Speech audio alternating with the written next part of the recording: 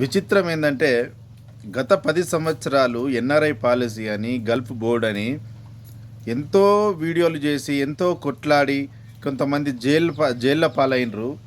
అట్లాంటిది తెలంగాణలో కొత్తగా వచ్చిన ప్రభుత్వం మనం అడగకుండానే గల్ఫ్ కార్మికులను ఆదుకోవాలి, వాళ్ళకేమైనా అన్యాయం జరిగితే వాళ్ళకు న్యాయం చేయాలి, అనుకోకుండా చనిపోతే వారికి 5 లక్షల రూపాయలు ఇవ్వాలి,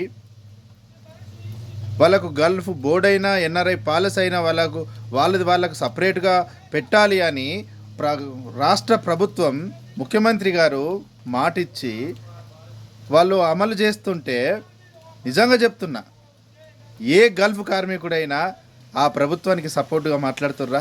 మాట్లాడితే జై శ్రీరామ్ అంటారు, మాట్లాడితే జై బీజేపీ అంటారు, మాట్లాడితే జై కేసీఆర్ అంటారు తప్ప, అంటే అన్నం పెట్టినోడిని కూడా మనం యాద్ చేయకపోతే మనం ఇన్ని రోజులు పోరాడింది మనం ఫేమస్ అవ్వడం కోసం, మనము 4 డబ్బులు సంపాదించుకోవడం కోసం తప్ప ఇది సమాజం కోసమో గల్ఫ్ కార్మికుల కోసమో చేసిన ఉద్యమం కాదని అర్థమైపోతుంది. ఇది నిజం. నేను ఒక గల్ఫ్ కార్మికుడిని.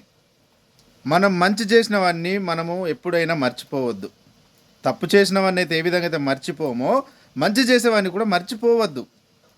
ఇకనైనా ఆలోచించుకోండి. ఏ పార్టీ మనకేం అన్నం పెట్టదు, ఏ పార్టీ మనకు 4 డబ్బులు ఇవ్వవు. మనం కష్టపడి సంపాదించుకున్న డబ్బులే మన దాంట్లో నుంచే మన ప్రభుత్వాలకు ఇవ్వాల్సి వస్తుంది. అట్లాంటిది మనం అడగకుండా చేసిన వాడిని మనం మర్చిపోవడం ఇది మానవత్వం కాదు. ఆలోచించండి మిత్రమా.